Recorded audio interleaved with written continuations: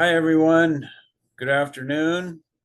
I'm an alcoholic. My name's Clyde, and welcome to the Cousin Jonathan and Clyde Big Book Study.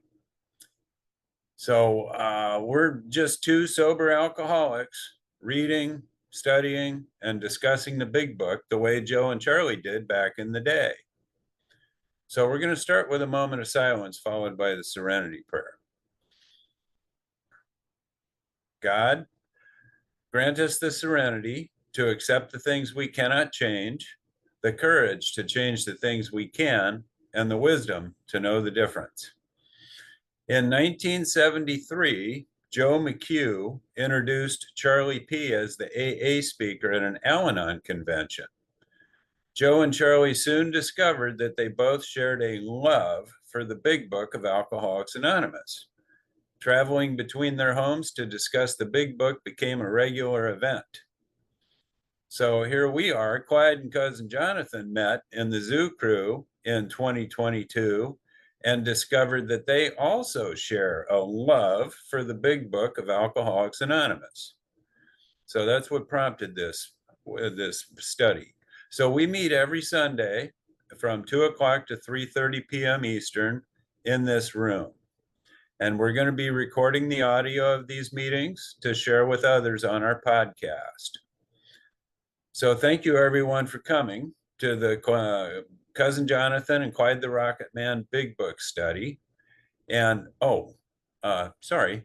So I'm going to jump over now to our other and take off with this. Here we go.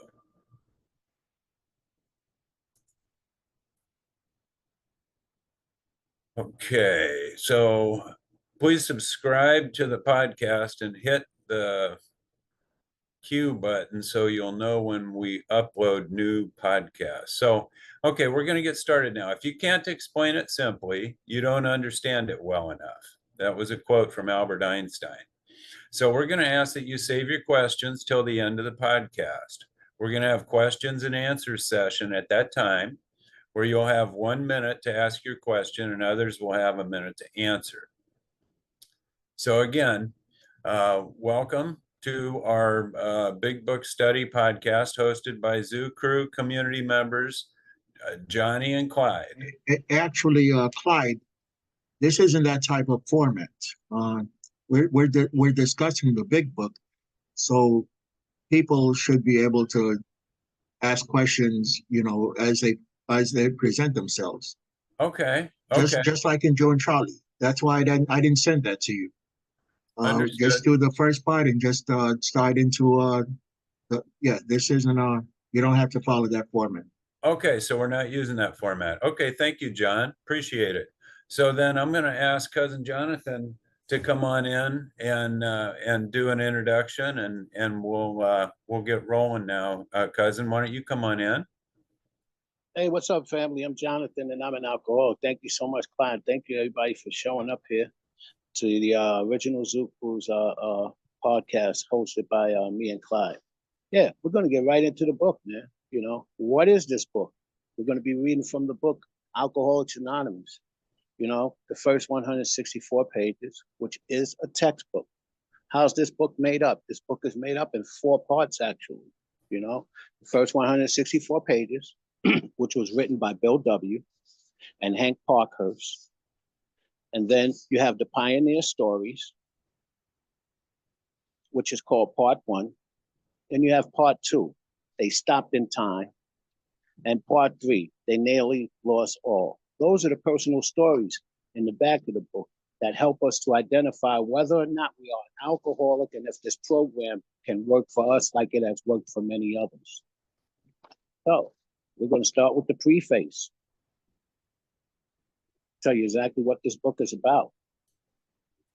This is the 4th edition of the book Alcoholics Anonymous. The first edition appeared in April of 1939. And in the following 16 years, more than 300,000 copies went into circulation.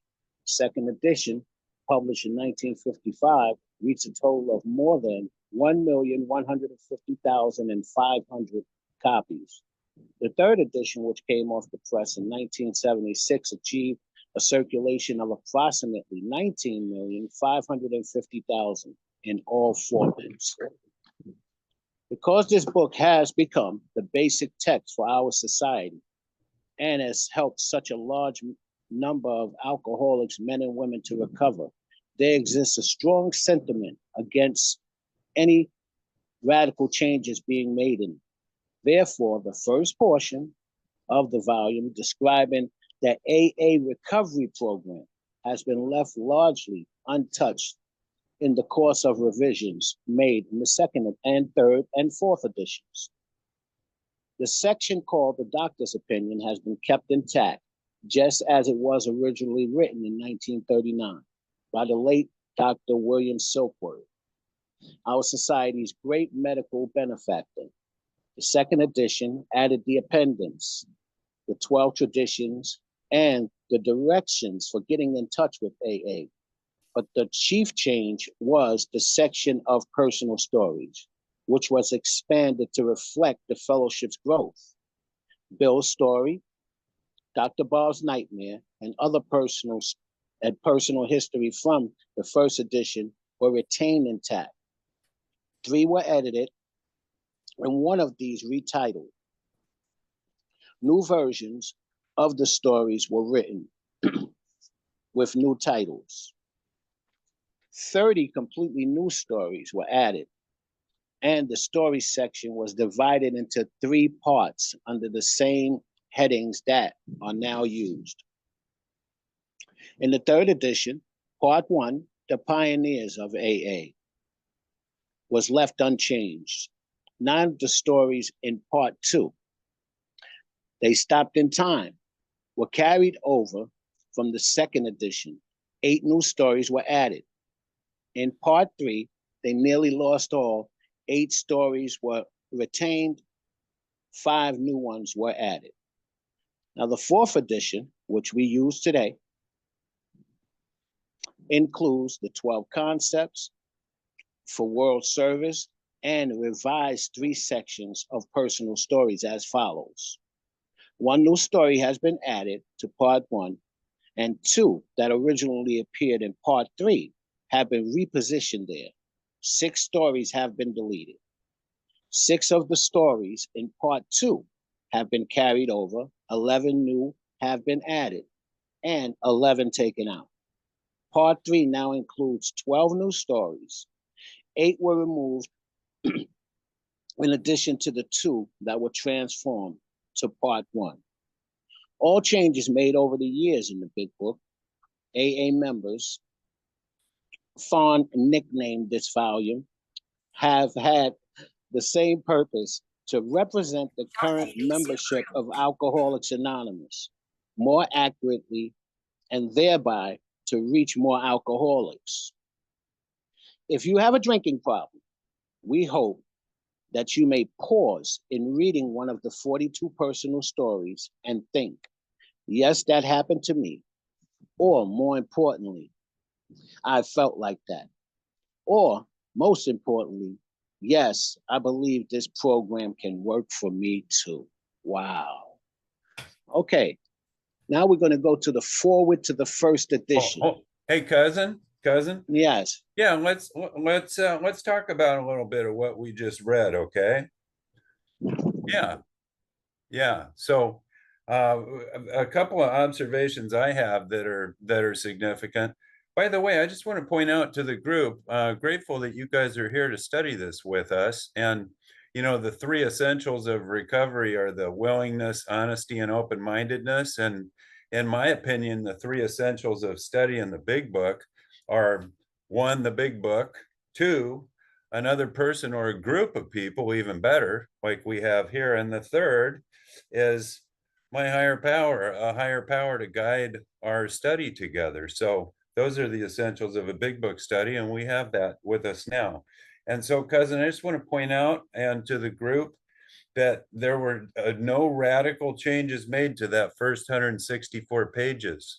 Bill started writing this in 1938, finished it in April of 1939, and that first 164 pages has been largely untouched. And the reason is because it works and it is so effective that there's no reason to change it. And the doctor's opinion was kept intact exactly the way it was written originally. So that's important. That means that it works. It worked then and it still works today. That's why we don't change it. And then even prior to that, I just want to point out how rapidly this program has grown. You know, it took from 1935 to 1939 for 100 people to get sober. And then look, it went to 300,000 within 16 years. Then it was over a million. And then by 2000, 2001, when this was published, there were 20 million copies in circulation. And so who knows how many now, but that's a couple of significant things. And, what we ended on here about the last sentences that Cuzin read, if you have a drinking problem, we hope that you may pause in reading one of the 42 personal stories. That's why those stories are in the back, to help us relate and identify and see how these people conceive of and came to have a relationship with a power greater than themselves that can solve their problems. So we read those stories and it says, yes, that happened to me. And almost all the stories I have. Clyde, over the years, I've heard of people who start reading the big book from the stories. They start from the back of the big book, read the stories and that relationship that relating to what's in the stories, and that gets them into Alcoholics Anonymous. Then they start reading the front. So yeah, that's some good stuff. Very good. And there's a reference, I just want to mention what John's talking about there. It's in the chapter, We Agnostics. It talks about how all of the stories in the back explain how the original people that got sober and people over the years even have conceive of their higher power and came to have that relationship with their higher power. That's the solution to alcoholism. So those stories are very relatable to a lot of us. So like John said, you can start in the back of the book if you're new to recovery, read some of those stories, and then you'll hopefully be saying, yes, that happened to me, or more important, yes, I felt like that, or most important, yes, I believe this program can work for me too. It inspires hope in us that, hey, if it worked for them, maybe it'll work for me. So what do you think, Cuzin? You have any more comments, or does anyone in the group have any comments about what we read so far?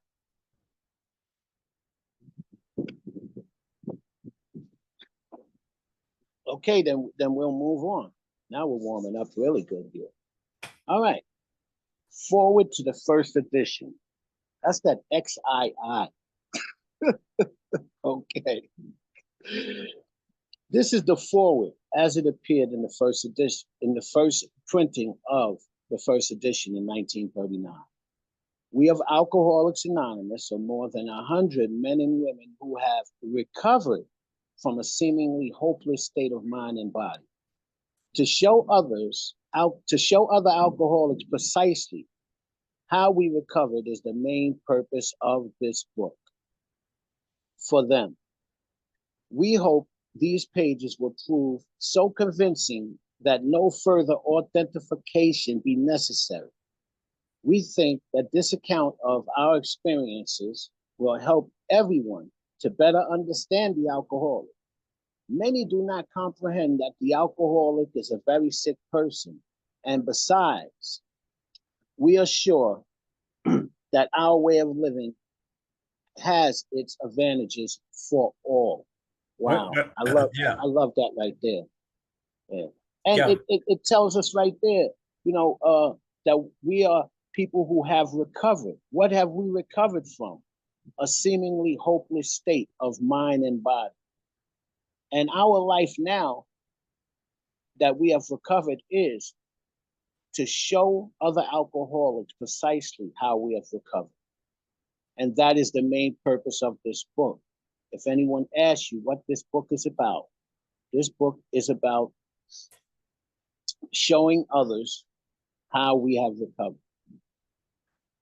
And precisely how we have recovered. So we don't have to figure anything out. This is why Cuzin and I love this book so much, because it's all spelled out precisely, specifically, with definite and clear-cut directions. And that's the beauty of this book. It is that well written that we just follow the directions and we get the results. It's incredible. It's miraculous. Okay, and we could go on, and it also says that we hope that these pages prove so convincing that no further authentication be necessary. That tells me that all I need is this book to get sober. That's all I need is this book. That's why when I sit down with people, this is what I believe.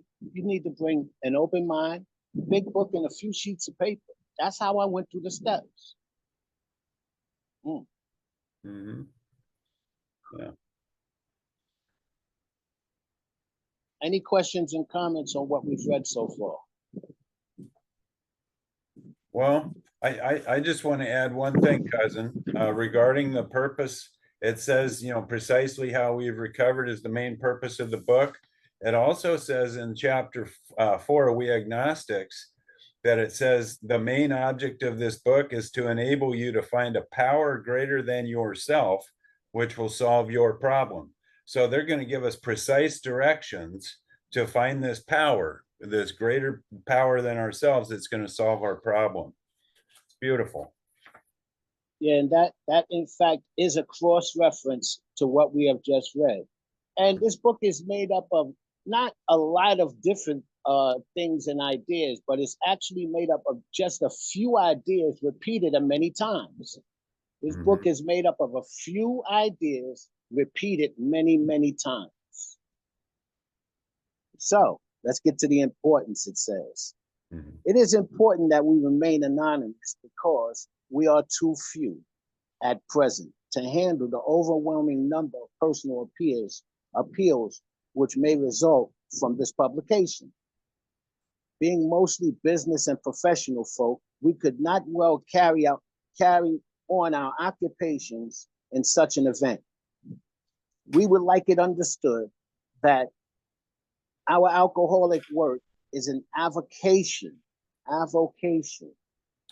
So, Cuzin, let's stop right there and share with the group one of our techniques that Cuzin and I use when we study the big book is if we see a word that we're not 100% sure on, we get our dictionary out and we look it up. So we're going to look up avocation, just so we're clear. We don't want to miss, we don't just read, we're studying and we want to know what it is we're studying.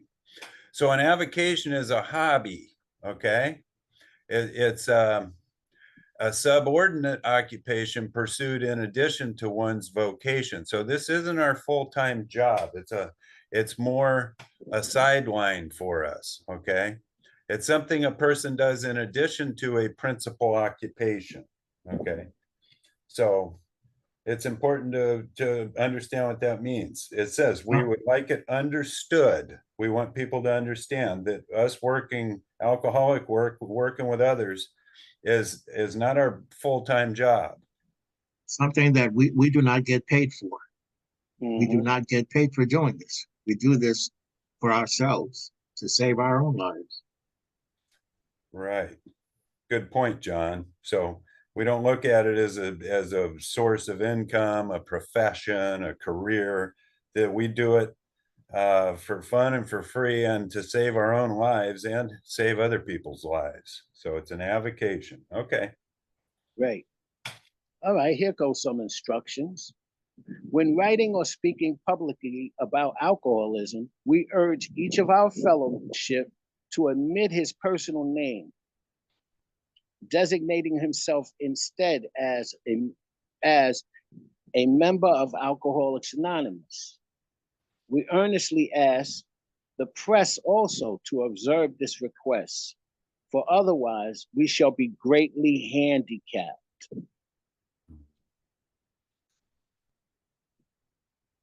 We are not an organization in the conventional sense of the word. So hold on, Yeah. cousin. Let's talk about this anonymity thing and why that's so important. I think Bill's pointing this out here because if we get people, high profile people out there trumpeting and saying, hey, I'm a member of AA, and then they do something foolish or they relapse or they're caught, in some, scandal, then that tarnishes the name of Alcoholics Anonymous. So I think he wants everyone to just be a sober alcoholic, period. We don't go out there and say, who we are and what we are, as far as, out there in terms of our career and our name recognition. So we're just fellow alcoholics helping each other stay sober.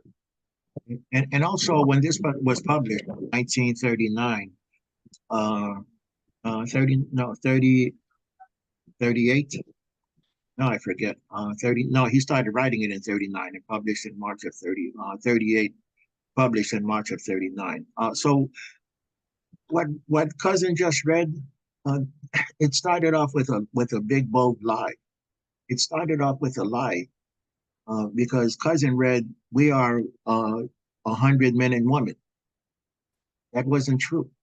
Bill rounded up to 100. Mm. There were probably less than 80 people in Alcoholics Anonymous at the time. So they were afraid that they were going to be inundated with a whole bunch of people. So that's another reason for the anonymity. They had no idea what they were getting into. They didn't know this thing was going to blow up like it did. And it really blew up in 1941 after the Jack Alexander piece in the Saturday Evening Post. But yeah, they were afraid they were going to get so overwhelmed with requests. And that was another reason for the anonymity, because they didn't think they would have enough people to cover all that. Go ahead, Mo. All right, Mo, come on in.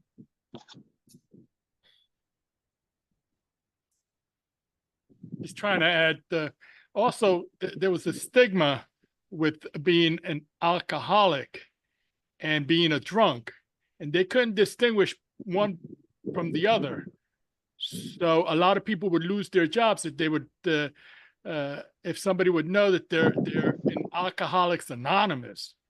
Oh, that's a drunk. We can't have him here working. He's a drunk.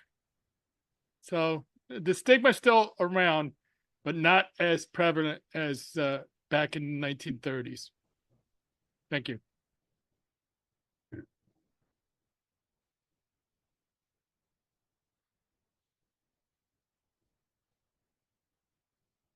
Okay, so cousin, you want to I'll continue to read. Yes, I'll continue to read. Okay. We are not an organization in the conventional sense of the word. There are no fees or dues whatsoever. The only requirement for membership is an honest desire to stop drinking. We are not affiliated with any particular faith, sect, denomination, nor do we oppose anyone. We simply wish to be helpful to those who are affected. That's our third tradition right there. Mhm. There are no dues whatsoever. The only requirement for membership is an honest desire to stop drinking.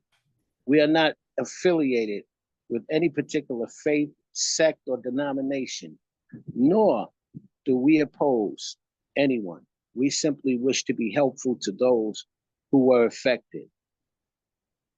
John, when did they take the word honest out of our actual step, out of the actual tradition? Well, remember the big book was written in 39 or published in 39, written in 38. So even then, it wasn't published with the word honest in there. But also, if you read that again, you'll notice that it's really the preamble as well. Yep. So part of the preamble. Because, and I'm glad they took out the word honest. Not many people come in here with an honest desire to.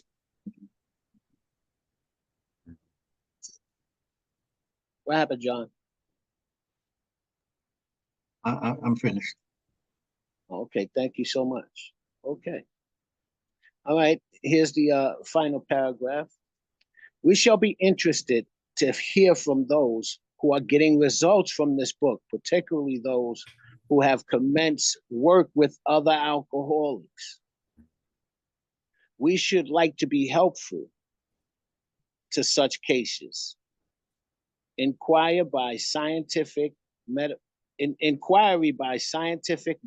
and religious societies will be welcome.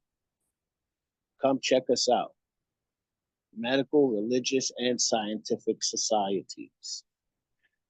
I love how it says that we would like to hear from those who are getting results from this book, particularly those who have commenced to work with other alcoholics. That's me.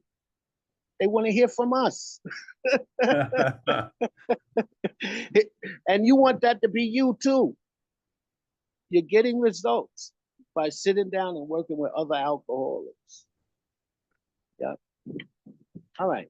Yeah. So now this is forward to the second edition, which is going to get into some of the history. Okay. Since our figures given in this forward describe the fellowship as it was in 1955. Since the original forward to this book was written in 1939, a wholesale miracle has taken place. Our earliest printings voice the hope that every alcoholic who journeys will find the fellowship of Alcoholics Anonymous at his destination. Already continues the early text. 2s and 3s and 5s of us have sprung up in our communities. 16 years has elapsed since our first printing of this book and the presentation in 1955 of our second edition. In that brief space, Alcoholics Anonymous has mushroomed into nearly 6,000 groups whose membership is far above 150,000. Recovered alcoholic groups are to be found in each of the United States and all the provinces of Canada. AA has flourishing communities in the British Isles and Scandinavian countries, South Africa, South America, Mexico, Alaska, Australia, and Hawaii. All told promising beginnings have made in some of the 50 foreign countries and the US possessions. Some are now just taking shape in Asia. Many of our friends encourage us by saying that this is but a beginning, only the augury of a much larger future ahead. Wow. That's a lot going on there. That tells us how this fellowship has grown. And it tells us how this fellowship had grown so quickly. You're talking about from 1939 to 1955. That's like a matter of 15 years. 150,000 people already had recovered, or around the country and around the world. That's a very fast pace. Yeah, and Cousin, it says that an augury is a sign of things to come, like an omen. So he's talking about this is an omen of a much larger future ahead. So as much as it had mushroomed, like it says, just look at what it is now. Yeah, I mean, it was just an omen and a sign of things to come back then. They were right. They noticed, because like John said, in 1939, they weren't sure exactly. It was about 80 people recovered. Now it's over 150,000, 6,000 groups. It really mushroomed. And now they're saying, wow, we really got something here. This is an omen. There's much larger future ahead. And they were right. Okay, now we're getting ready to get to the good stuff. The spark that was to flare into the first AA group was struck in Akron, Ohio in June of 1935 during a talk between a New York stockbroker, Bill Wilson, and an Akron physician. 6 months earlier, the broker had been relieved of his drinking obsession. by a sudden spiritual experience following a meeting with an alcoholic friend who had been in contact with the Oxford group of the day. So let's stop right there, cousin, just so everybody knows exactly who we're talking about here. So that New York stockbroker is Bill Wilson, that Akron physician is Dr. Bob, and then this meeting that Bill is going to have with this alcoholic friend is with Ebby Thatcher. Wait, we're going to read about it in Bill's story. Okay. So that's Ebby Thatcher, who happens to be the second alcoholic that got sober. Roland Hazard was the first one that used the Oxford group technique for having a spiritual experience. And then he ended up helping Ebby with the same process, the same group, having his spiritual experience, who in turn took it to Bill. So that's who we're talking about here. This alcoholic friend is Ebby Thatcher. So go ahead, cousin. Okay. Following the meeting with an alcoholic friend who had been in contact with the Oxford group of that day, he had also been greatly helped by the late Dr. William Silkworth, a New York specialist in alcoholism, who is now accounted no less than a medical saint by AA members, and whose story of early days of our society appeared in the next pages. From this doctor, the broker had learned the grave nature of alcoholism. Though he could not accept all the tenets of the Oxford group, he was convinced of a need for moral inventory, confession, and personality defects, restitution to those harmed, helpfulness to others, and the necessity of a belief and dependence upon a higher power. Got to read that again. Yeah. The broker learned the grave nature of his alcoholism. Though he could not accept all the tenets of the Oxford group, he was convinced of the need of a moral inventory, confession of personal defects, restitution to those harmed, helpfulness to others, and the necessity of a belief and dependence upon God. You can see the steps coming alive in this already. You can see the steps of Alcoholics Anonymous coming alive in here. They call it all the tenets or the rules of the Oxford group. Mm-hmm. But he was convinced that he needed to do a moral inventory, step 4. He needed to make confession, step 5. Make confession of personal defects. Yeah. He needed to start making restitution, steps 8 and 9, to those that he had harmed, and to begin to be helpful to other people. Overall, step 12. And he knew that he needed to get into a relationship with a higher power. Right here, it just says God. 2 and 3. Yeah, steps 2 and 3. So then it goes on to say, prior to his journey to Akron, we're talking about Bill, the broker had worked hard with many alcoholics on the theory that only an alcoholic could help an alcoholic. But he had succeeded only in keeping himself sober. The broker had gone to Akron on a business venture, which had collapsed, leaving him greatly in fear that he might start drinking again. He suddenly realized that in order to save himself, he must carry his message to another alcoholic. That alcoholic turned out to be the Akron physician, Dr. Bob. Mm-hmm. Okay, let's stop right there. Anyone want to share on what we've read so far? This is really good stuff here. This is telling about Bill's journey, just the beginning of his journey. Did everyone know this? Anybody getting anything out of this? Anybody want to comment on it? Loretta, come on in.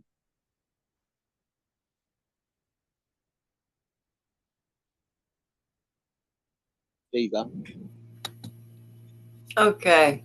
Hi, Loretta Mama Bear. I'm definitely an alcoholic. Yeah, I'm a simple person. And I just love this. You know, I'm not absorbing all everything that you're saying, but it's information that it's going to take time for me to process it. I am so grateful you guys, the Zoo Crew, have done this. I mean, you've got so much to offer for people like me that wants to stay sober. The 12-step programs, the workshops, and now we got this. This is beautiful. So I just want to come in and say that it's a beautiful job, and thank you very much. And it's another beautiful day in the neighborhood. I love you guys, and just keep on trucking. Thank you. All right. Thank you so much. And we thank you for your support and always being there, supporting us and cheering us on. For real. I really mean it. Cheer, cheer, Okay. cheer. Yeah. Yeah. Yeah. And Okay. Cousin, I want to point out something significant here about what you just read. And this is repeated through the book over and over. He suddenly realized that in order to save himself, he must carry his message to another alcoholic.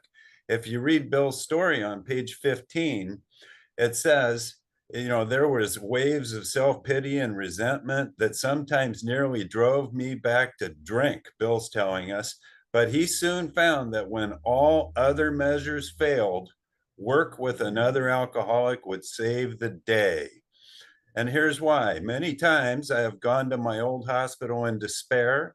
He said, on talking to a man there, I would be amazingly lifted up and set on my feet. It's a design for living that works in rough going. That is so important, and it's repeated over and over throughout our book, the importance of that 12th step, carrying the message, working with other alcoholics. It says he must. It doesn't say this is, it might be the first must in the book, actually. I can't confirm that, but this isn't a suggestion. It says must carry his message to another alcoholic. That's us. Right. We must do that too. That's right. Thank you so much. Okay, I'm going to read on.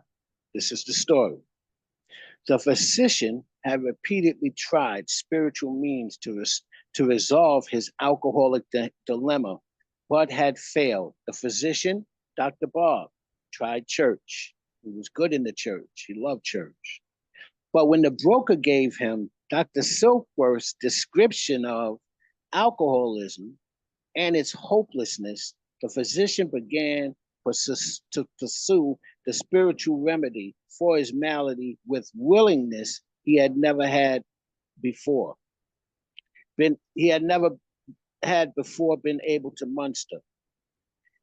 He sobered, never to drink, he sobered, excuse me. He sobered, never to drink, never to drink again, up to the moment of his death in 1950. Now that's Dr. Bob. So that's obviously telling us that he sobered up back then and didn't take a drink until the time that he died. How long did he have? 14 or 15 years, Clyde? Well, I think he got sober in June of 1939 and he died in 1950. So that's 11 years. Okay. Yeah. Till he died. All right. So now we know he was sober 11 years. Mm-hmm. This seemed to prove that one alcoholic could affect another as no non-alcoholic could. Oh, hold on, cousin. I'm sorry. Bill got sober on December 10th, 1934. Dr. Bob got sober on June 11th, 1935. So he was sober 15 years. 15 years. Sorry, That's what I said. 15 years. You're right. 15 Sorry about years. that. Yeah, Sorry. he was sober 15 years. Yes. Okay. Got that out the way. Yeah. Okay. let's stick with the facts, right? Yes. Okay, but overall, what this proved was that one alcoholic could affect another alcoholic as no non-alcoholic could, because many people had tried to work with Dr. Bob. It also indicated that strenuous work, one alcoholic with another, was vital to permanent recovery. Now, that's the same thing that it said on back in the last paragraph. It says that we must carry our message to another alcoholic. Yep. And this is saying the same thing in a different way. Yep. In order to achieve what? Permanent recovery. When they put that in the book, you know that I didn't even know that there was anything such as permanent recovery until somebody told me about it, probably back in and you don't hear this much neither. There was a guy who would come into the meetings and said, I'm seeking permanent recovery. I had never heard that. What do you guys think of that? That's in the book. Wow. With another for vital to permanent recovery. Wow. They just slipped that in there, cousin. Yeah. Yeah, permanent recovery. We don't hear that in the meetings much, but yeah, I know a guy who would come into the meetings and say that, and he would baffle me. He would baffle me. I'd be confused. Delaware. Yeah. She wanted to say something. Do you still want to say something? I'll unmute you. Had your hand up. There you go. Yes, thank you, cousin. Delaware alcoholic. I didn't know if that was rhetorical, but I thought it was a question. I think you said, did anyone ever hear that? Because I didn't. So I never heard of that there was permanent recovery. So thank you for bringing that to my attention, Clyde and Cuz, because, you know, we learned something new from the program. So hearing that there is a thing about permanent recovery, that's just a broad spectrum for me to dive into, do a deep dive into, to hopefully experience that type of recovery. So thank you for sharing. Yeah, that's on page 17, Roman numerals, actually. Yeah, 17. That's the XVII, right in the top. It said it could also indicate that strenuous work with one alcoholic with another was vital for permanent recovery. Mm-hmm. And permanent means, just like it says, he sobered never to drink again up to the moment of his death. So if I never want to drink again up until the moment of my death, that's permanent recovery. How do I do that? Simple, strenuous work with another alcoholic. That's vital. And you know, I just thought of something, and it's time to tell the truth. I never wanted to be sober permanently until this time around. I was a 3-year wonder, and I always had an exit plan. I'm serious. I always had an exit plan, and I don't feel good saying that, but I need to be honest here. But I don't have an exit plan today. You know, I have a plan to stay. Wow.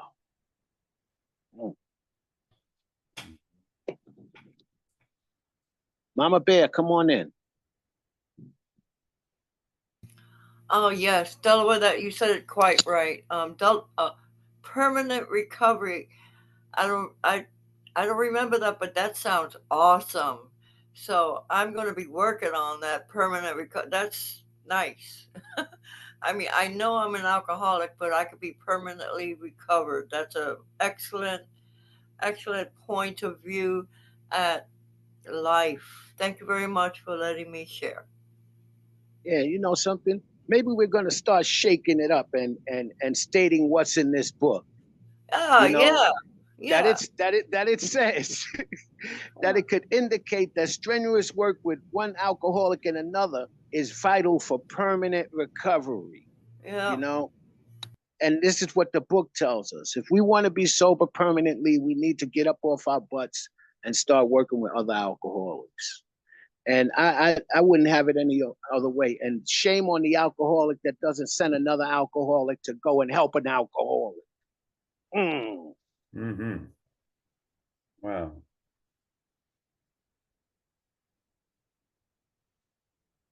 Okay, let's continue to read. So what happened? What happened after they met? Well, so cousin, I was wondering if maybe I could read a paragraph and you can what you're comment. good. You always want the good stuff. He always wants the best part. See? Yeah, this is really exciting. Here, I want to read this part. Go ahead. So yeah, let's read the next paragraph together. It says, hence, the two men set to work almost frantically upon alcoholics arriving in the ward of the Akron City Hospital. So there's alcoholics showing up at the hospital. It says their very first case, a desperate one, recovered immediately and became AA number 3. So he has a story in the back of the big book. His name is Bill Dotson, Bill D. He's that guy on the bed in the image we see. He's the third alcoholic. So it says he never had another drink.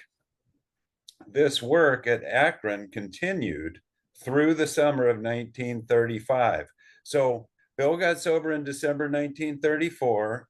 Dr. Bob got sober on June 11th of 1935. And then this Bill Dotson, they frantically got to work, and this guy got sober, Bill D, probably within 7 to 10 days after Dr. Bob. So they had 3 sober alcoholics by June 1935. There were many failures, but there was an occasional heartening success. When the broker returned to New York in the fall of 1935, that's a couple months later, the first AA group had actually been formed, though no one realized it at the time. Okay, let's stop right there. Let's Yeah. stop right there. I love the enthusiasm that comes right off of that first sentence. It says, hence these two men set to work almost frantically upon alcoholics arriving in the ward at the Akron City Hospital. That reminds me of the Zoo Crew. We're on you like a cheap suit, man. You know, we want to help ourselves by helping you. And we know what we're doing. You know, we know that we're trying to help ourselves, and we know that we couldn't do it alone. And one of our readings, it says, we're so glad to have you here because we can't have a meeting without you, you know? So they set out to work frantically, looking for alcoholics. Now that they're crazy.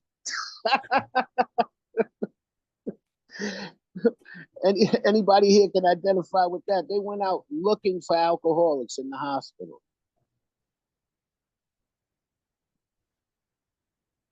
Okay. I like it. What do you think of all this?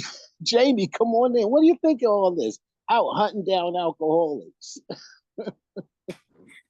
Whoops. Sorry, Jamie. Yeah.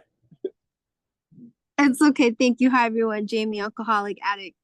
So, yeah, I think that's really funny, but I just have like a fun fact. The day that Bill W. got sober, I think you said it was December 11th, was the same day that I admitted myself into an inpatient program to start this whole journey. And so, like you guys were saying in the beginning, like me and my sponsor started out just reading the stories in the back. But then later on, like she had told me how, yeah, the day that I admitted myself was the day that he got sober. And I just thought that was the coolest thing ever. And it just, I don't know, it just made it even more of like a spiritual thing for me, because that was just really special for me to know. So I just wanted to just, yeah, say that, because I've always thought that was so cool. So thank you. Thanks, All right, Jamie. great. Yeah, I want to add that this is called a 12th step call. So Dr. Bob and Bill went to the hospital looking for someone they could carry the message to, and that's 12th step in somebody. So they 12th stepped Bill D. And so has anyone in the room here, I've done it in the past, 12 stepped people. Have you called people, met with them to bring them your message and let them know, hey, there's help available for you? Come on in, Loretta. Oh, cousin Clyde, I can't say that I have. The only way that I can go ahead 12 step somebody, and I'm afraid to do it, is going to a bar, because I haven't been to a hospital since I got pregnant. I mean, since I had a baby, and that was almost 40 years ago. So, it sounds headhunting, or the only alcoholics I know is you guys. That's all I know. So this is on a different for me, it's on a different, but I've never had to go, I've never went to recovery. So I don't know how to step out. So the only alcoholics, like I said, is here, and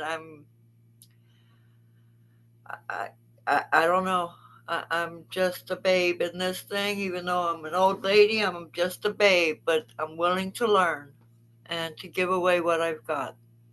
That's all. I don't know, but I've never done that.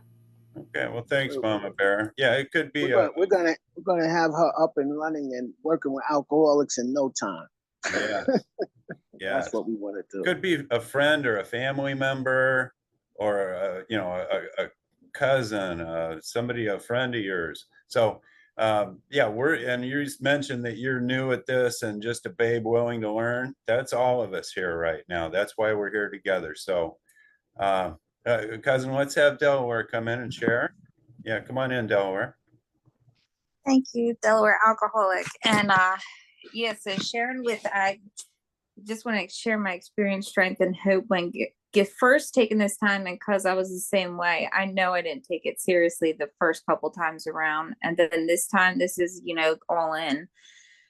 So as soon as I got the Zucker and I'm here, and I'm like, okay, now I got through the 12 steps. So I was would see people out in public. Well, I saw this one lady who was going through a hard time. I gave her my number, and some people in the room I gave my number. And you know, I would get really upset if, like, so I reached out. I would go through, typically I go through the first 3 steps over the phone, and you know, they won't call me back, and I'm putting so much energy, like trying to throw, you know, the best phrases, you know, keep coming back. It works. Seriously, you know, you'll hear it, just stick and stay. And then, you know, they're gone and I don't hear from them. And so I'm messaging my sponsor and I'm like, should I reach out to them? Because I know that, you know, they have to want it. And I was putting so much energy into, you know, trying to force these people that, you know, that are in the program, but haven't,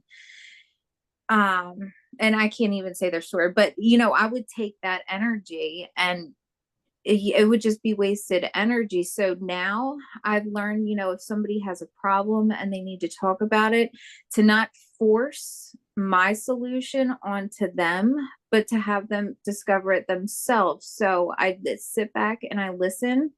And that's all. So sometimes that's all, you know, an alcoholic or anybody struggling really needs, is just someone to listen to them. Because most of the time, and since I've been doing that and just shutting up, they come up with their own solution just by talking about it.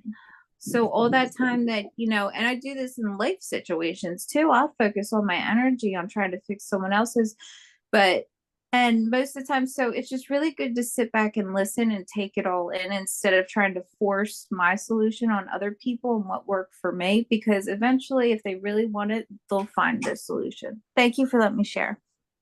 Okay.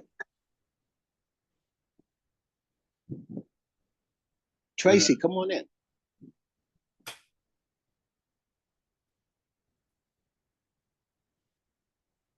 Tracy? Good afternoon. My name is Tracy, and I'm a grateful recovering alcoholic. I have 27 years, thanks to God in this program. I've done all kinds of 12-step work. I've taken meetings into rehabs, into hospitals, into prisons. I've also driven people to rehab. I've sponsored people. I've bought people big books.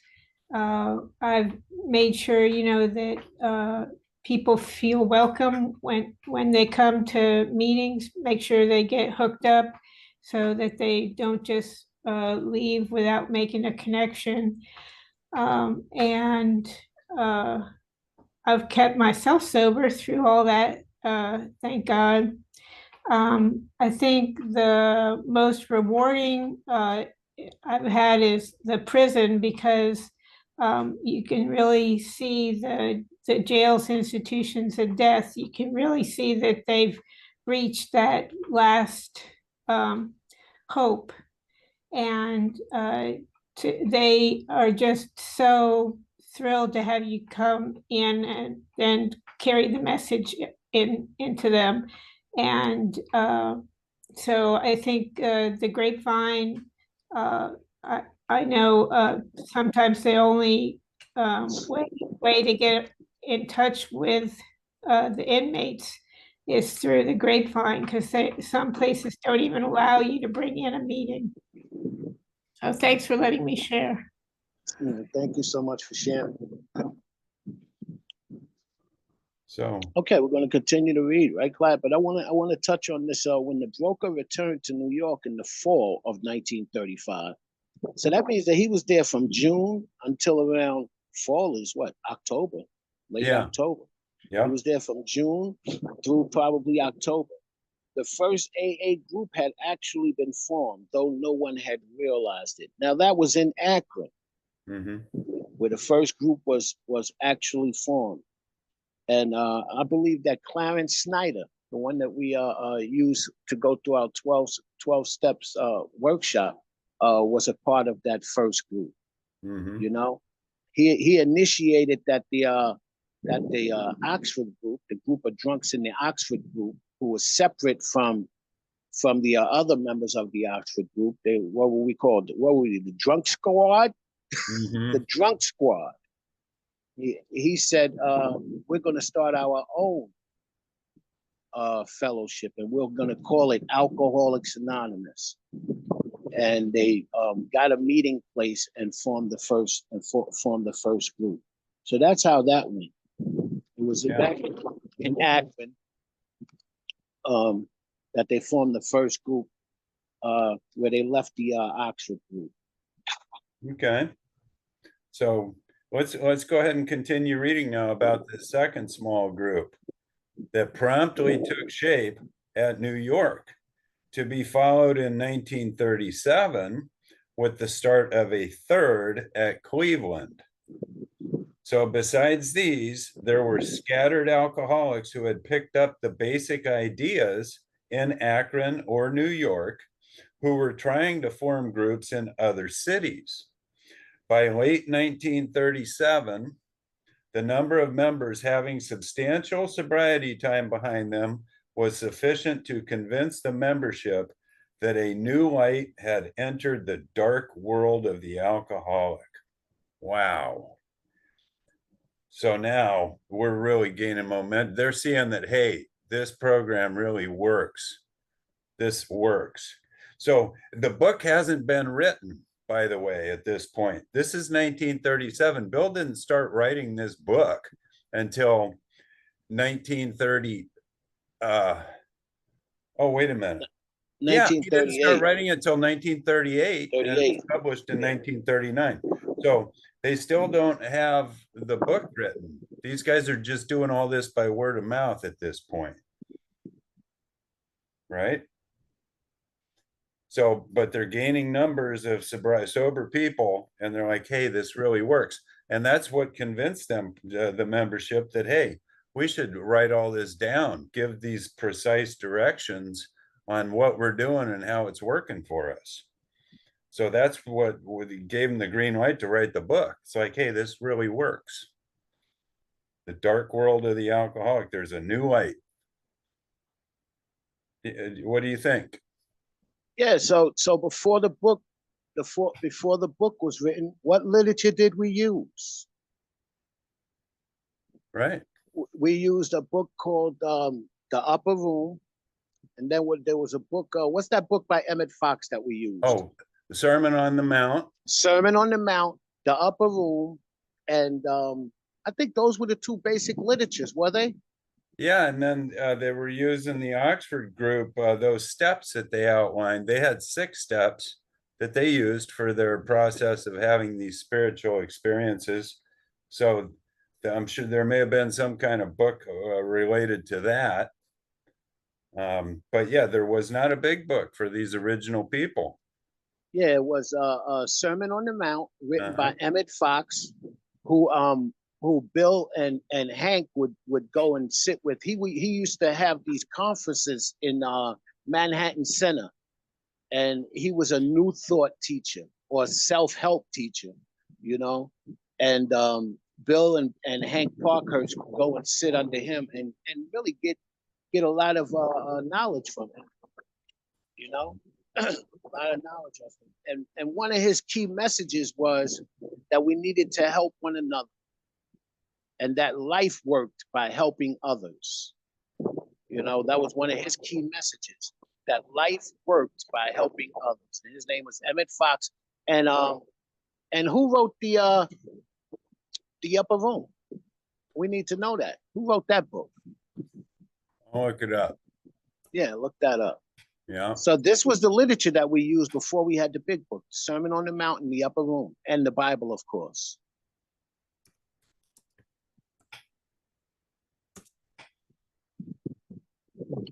Let's see, the Upper Room.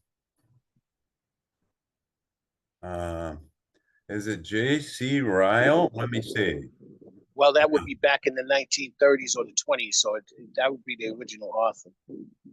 Yeah, 1930s. Our history. The Upper Room. Is it Christopher Scott? Let me see here.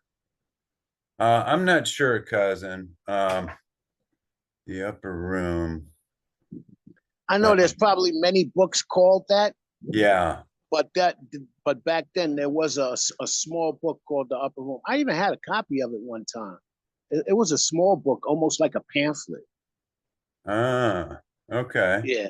Yeah. But So, we'll get back on that. We'll go and look. Let's go and look that up on our own. You know. well, here it is. Francis ahead. Craig. Yeah. Okay, Francis Craig. Yeah.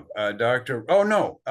Paul Kern to write a collection of devotion. I'm not sure. We'll need to look that up. But yeah. Yeah. But I know that those were the two books that were our literature before the big book, and that's important to know. Yeah. You know? Yeah. So the next paragraph is very exciting. Based on their success up to this point, here's what it says. It was now time, the struggling groups thought, to place their message and unique experience before the world. Here we go. This determination bore fruit in the spring of 1939 by the publication of this volume. So Bill started writing it in 1938, and it was published in April 1939. The membership had then reached about 100 men and women. Now, John said it may have been a little less than that. Bill could have been exaggerating a little, but it says about 100 men and women. The fledgling society, which had been nameless, now began to be called Alcoholics Anonymous, from the title of its own book. So they called the book Alcoholics Anonymous, or Big Book, and then the fellowship was called Alcoholics Anonymous, following the name of our book. The flying blind period ended, and AA entered a new phase of its pioneering time. So okay. Yeah. Okay. Another point there. The name of the fellowship. Who named the fellowship? It wasn't Bill W. and it was not Dr. Bob, by the way. It was Clarence Snyder who named the fellowship Alcoholics Anonymous. Yes. Mm-hmm. Yeah, it's Clarence Snyder, who was, by the way, one of Dr. Bob's sponsees. You know, he was one of Dr. Bob's first sponsees, one of the first people that Dr. Bob had worked with and had some success. And he's the one who named the fellowship. He started calling the group Alcoholics Anonymous because he wanted to get disconnected from the Oxford group. He wanted to get that distinction between AA and the Oxford group, because for a time they were almost competitive, you know, because those that stayed behind were still working with alcoholics, spreading the message from the Oxford group. But once we had written a book, we said, no, we're not going to get this thing mixed up. We're practicing the 12 steps that are in this book, and they have their 6-step program. So it was two different ideas. It was two different ideas. So that was when he made the distinction. And they say that Bill would have probably named us something else, but he stuck to his guns. He stuck to his guns. We're Alcoholics Anonymous. Well, that's the name of the book. Well, we're Alcoholics Anonymous. That's the name of the book. No, we're Alcoholics Anonymous. He stuck to it. And For that, him and Bill used to get into it, believe me. And there's stories that him and Bill used to really get into it because he took a stance. He took his own stance. I'm not going to use the word against. I'm just going to say he took a stance on certain things. Okay. So, Cousin, you want to continue reading, or should I read the next paragraph? Go ahead. Okay. So we're at the bottom of page XVII, forward to the second edition. And it says, with the appearance of the new book, a great deal began to happen after our book was published. Dr. Harry Emerson Fosdick, the noted clergyman, reviewed it with approval. In the fall of 1939, Fulton Ausler, then editor of Liberty, printed a piece in his magazine called Alcoholics and God. This brought a rush of 800 frantic inquiries into the little New York office, which meanwhile had been established. Each inquiry was painstakingly answered. Pamphlets and books were sent out. Businessmen traveling out of existing groups were referred to these prospective newcomers. New groups started up, and it was found, to the astonishment of everyone, that AA's message could be transmitted in the mail as well as by word of mouth. By the end of 1939, it was estimated that 800 alcoholics were on their way to recovery. Okay. Love this right here. How did we spread the message? It says that pamphlets, books were sent out, and businessmen traveling out of existing groups were referred to these prospective newcomers, and new groups started up and was found. Now, this is where we talk about how quickly this message can be conveyed. Okay, and it says it right here. All right, somebody's having a problem with drinking. They send a letter in to Alcoholics Anonymous. A sober member, right? Maybe a businessman, he might be traveling to that city in the coming months. They would get back in contact with the guy who was struggling or inquired about Alcoholics Anonymous. And he would say, listen, I'm going to be in your city or town in March. Why don't we get together? And I'll tell you more about the program. He would get together with that person. They would sit down. Now listen to this. He would give him an introduction and an understanding of the steps. If he was in that town for 2 days, he did it for 2 days. If he was there for a week, the more, the better. He'd be clicking with this guy after business hours all that week. And what he would want to do is get this guy through the steps so that he could start sharing the message of Alcoholics Anonymous and start up a group. Then he would just go back home. Check that out. That's how it was. And that's what it tells us right here. So someone would and they would send their inquiry, send in a letter. Hey, I want to know about this AA thing. Or, hey, I've never been able to stop drinking. How do you guys do it? And when someone was on their way to that area, they would make arrangements to meet with that person and to get them set up to what? Get a working knowledge of the steps and start a meeting. Wow. That's why we say, join a home group, get a sponsor, take the steps, start working with other alcoholics, start your own group.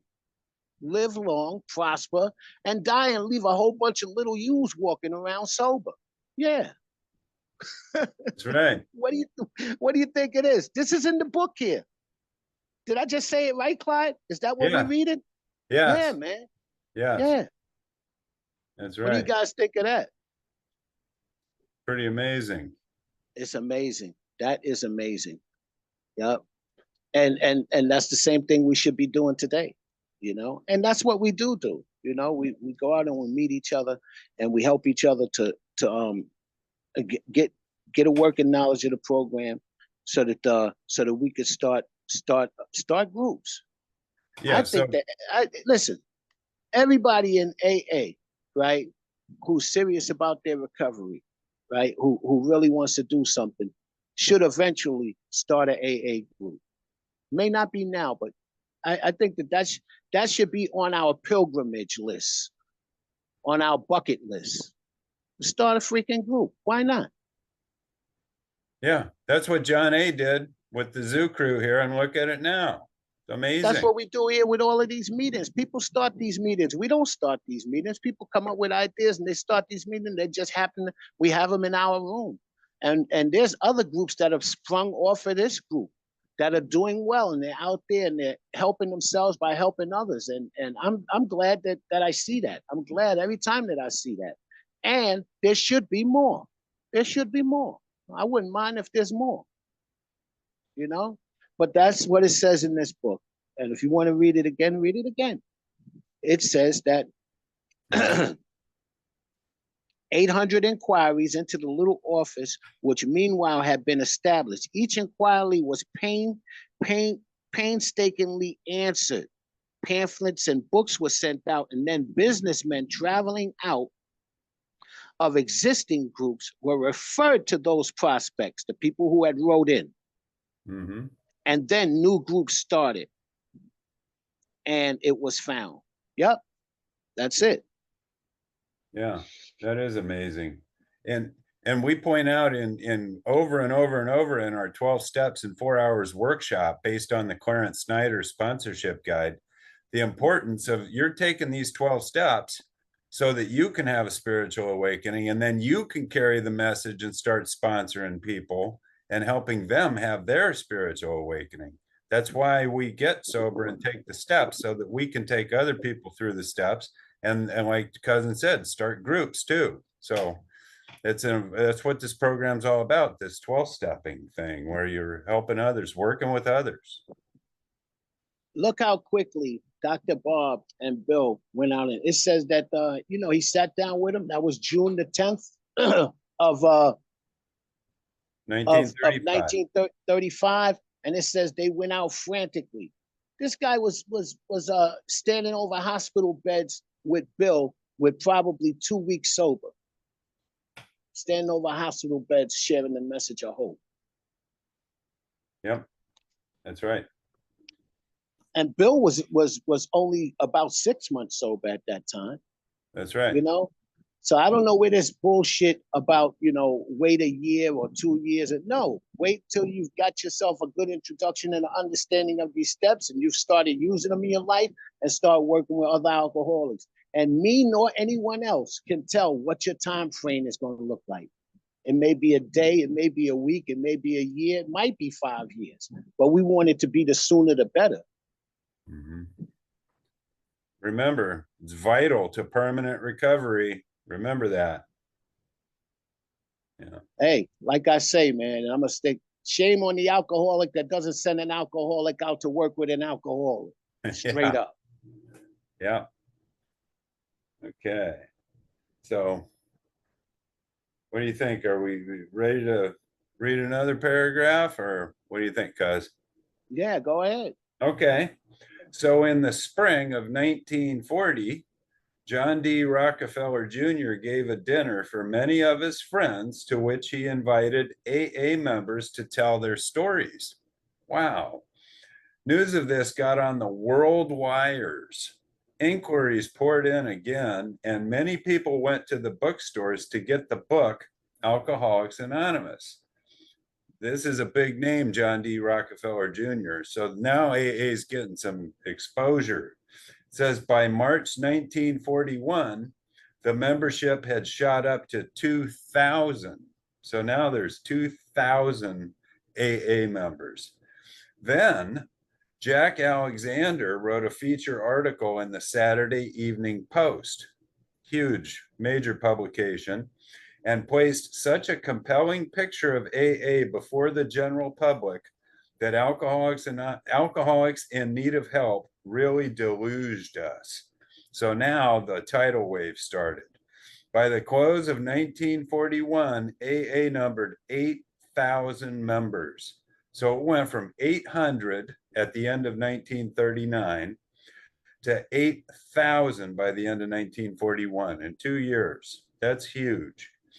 It says the mushrooming process was in full swing. AA had become a national institution. That's Wow. big. So I'll go ahead and read the next paragraph. It says, our society then entered a fearsome and exciting adolescent period. The test that it faced was this. Here's the test. Could these large numbers of erstwhile erratic alcoholics, us crazy alcoholics, successfully meet and work together? It's a question. Would there be quarrels over membership, leadership, and money? That's a question. Would there be strivings for power and prestige? Another question. Would there be schisms which would split AA apart? So he's asking all these questions because they didn't know at the time. Soon, AA was beset by these very problems on every side and in every group. But out of this frightening and at first disrupting experience, the conviction grew that AAs had to hang together or die separately. We had to unify our fellowship or pass off the scene. Wow. All that rapid growth early on was a scary time for AA. They had all these legitimate concerns and issues. So, Jamie, And you the answer to all of those questions is yes. yeah, that's Yes. right. Yes, because here we are. You want We proof? went through all of that. We went through all of that, and it's still, things still happen today. But the bottom line is, it says that if we're gonna live, we're gonna have to hang together or die separate. Wow. Yeah. Hang together or die separate. Yeah, I just want to add before you share, Jamie, the way this book is written is that Bill states the problem, the solution, and the course of action. And so he asks a lot of questions and gives us the answer to the question. Throughout this book, it's really beautiful the way he wrote this book. And so we're going to get a detailed answer to all those questions he just asked in the next paragraph. But anyway, I just want to point out that's how this book is written. Question, and then just keep reading. You'll get the answer. That's the beauty of it. It's so simple. Come on in, Jamie. Thank you guys. I just wanted to say how grateful I am to be in this room with you guys right now, because I'm just feeling all of the power and the strength and like just the energy that must have been circling around those people, considering the fact that that first started all of this, considering the fact that it was going to save so many lives, and that God, our higher powers, are so deeply rooted in this. And then how like what we say, like I think it's like pages 86 through 88, somewhere in there, we say how when irritated, agitated, or something like that, we ask God for like the right answer or the right thought and the right action. And it's like they didn't have that like put together yet, and yet they were constantly kind of living in that, like just getting the right action and the right thought to put this together so like seamlessly. And I just can't help but imagine like the spiritual connection that must have been like the aura circling around them, protecting this entire movement, this entire just life-saving program, because like they were just covered in what they needed. Like this is something that's like, it's bulletproof, this program, and it took a lot of strength for them to put this together the way that it is, so perfectly put together. So I'm just in awe just listening to all of this. I just had that on my mind. Thank you for letting me share.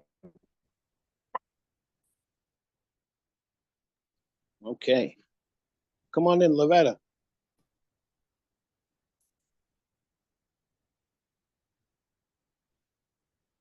Yeah, I'm muted. Go ahead. Okay, Jonathan, okay. Can you all right, here I go. Jonathan, I like that quote that you just said from the big book about if we stick together or we die separate. I love the wording. I do a lot of needlepoint phrase. Well, things that I love. Proverbs, Psalms, whatever. But that's something I would definitely like to needlepoint. That saying that you just said a bit ago about either we stick together or we die separate. But I like the way you said it. That exact quote. If you could put it in chat, that would be awesome. Thank you very much, Loretta Mama Bear. And I'm definitely an alcoholic, and I'm going for permanent recovery. Thank you very much. Yeah, and that is either we hang together or Oh, we okay. die separately. And that's actually a quote by Benjamin Franklin when this country was coming together. Okay. That's actually a quote by Benjamin Franklin. Either we're going to hang together or die separately, because that's what the king and the queen wanted. They wanted to kill us. Yeah. Yeah, I heard about that story. Hang Yeah. together or die separate. That's what he said, man. That's what he said. And we use that too, because we knew that this thing is life or death, Cool beans. Thank you very much. I love it. I love it. Cool.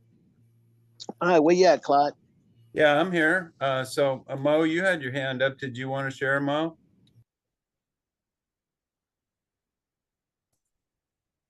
See if Mo, he may have left. Just wanted to tell you, keep a track on time. Oh, okay. Yeah, okay. Yeah, you're right. We got 10 minutes left. Where do you want to finish off today, Clyde? Yeah, so let's read this next paragraph, because this is exciting about how they had these legitimate concerns and issues early on. And here's the answer. Listen to this.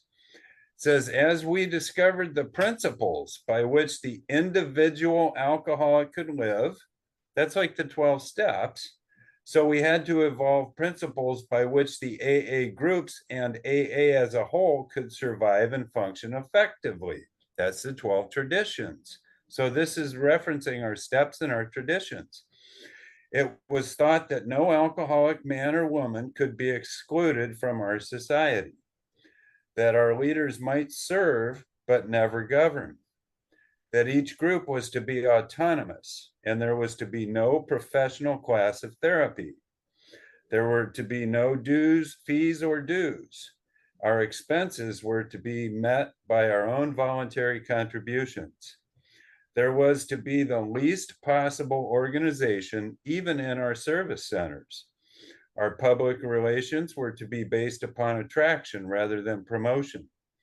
It was decided that all members ought to be anonymous at the level of press, radio, TV, and films. And in no circumstances should we give endorsements, make alliances, or enter public controversies.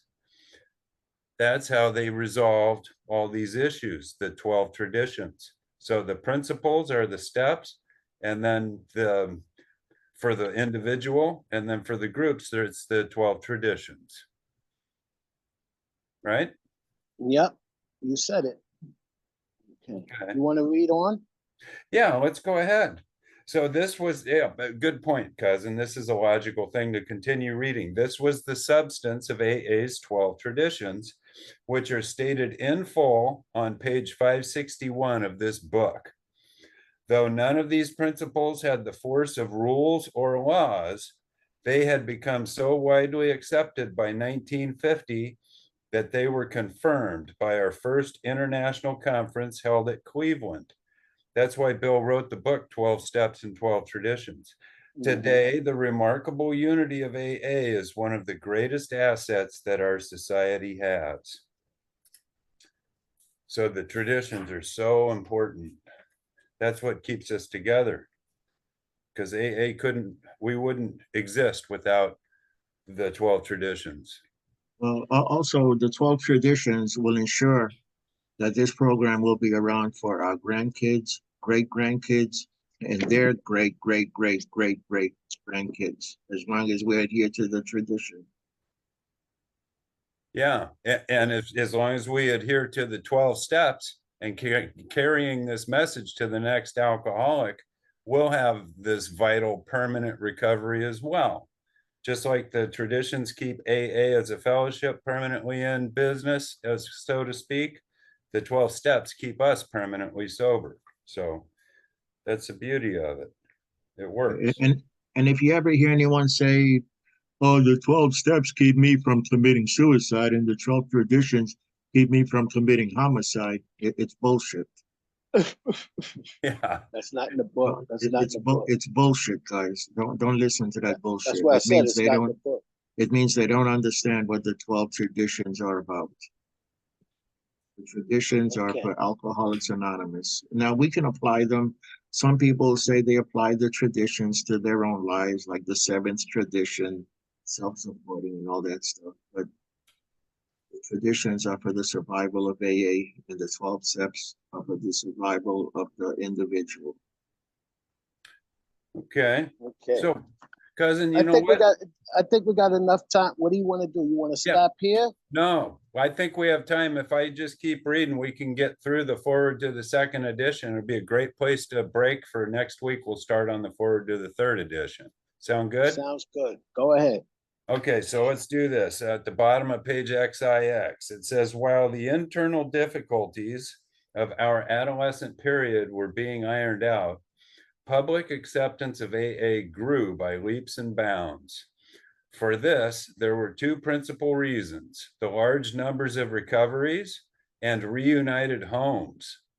These made their impressions everywhere. Of alcoholics who came to AA and really tried, 50% got sober at once and remained that way. 25% sobered up after some relapses, and among the remainder, those who stayed on with AA showed improvement. Other thousands came to a few AA meetings and at first decided they didn't want the program. But great numbers of these, about 2 out of 3, began to return as time passed.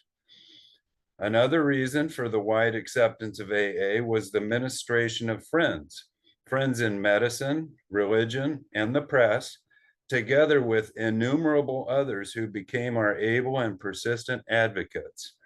Without such support, AA could have made only the slowest progress. Some of the recommendations of AA's early medical and religious friends will be found further on in this book. Alcoholics Anonymous is not a religious organization. Neither does AA take any particular medical point of view, though we cooperate widely with the men of medicine as well as with the men of religion. Alcohol being no respecter of persons, we are an accurate cross-section of America, and in distant lands, the same democratic evening up process is now going on. By personal religious affiliation, we include Catholics, Protestants, Jews, Hindus, and a sprinkling of Muslims and Buddhists. More than 15% of us are women. At present, our membership is pyramiding at the rate of about 20% a year. So far, upon the total problem of several million actual and potential alcoholics in the world, we have made only a scratch. In all probability, we shall never be able to touch more than a fair fraction of the alcohol problem in all its ramifications. Upon therapy for the alcoholic himself, we surely have no monopoly. Yet it is our great hope that all those who have as yet found no answer may begin to find one in the pages of this book and will presently join us on the high road to a new freedom. Okay. Thank you so much, Clyde. That is all the time that we have today, but feel free. We're going to stay after the podcast and talk. And so we're going to end the podcast. I want to thank everyone for coming out. And we're going to end with the big book, page 164. Our book is meant to be suggestive only, and we realize that we only know a little.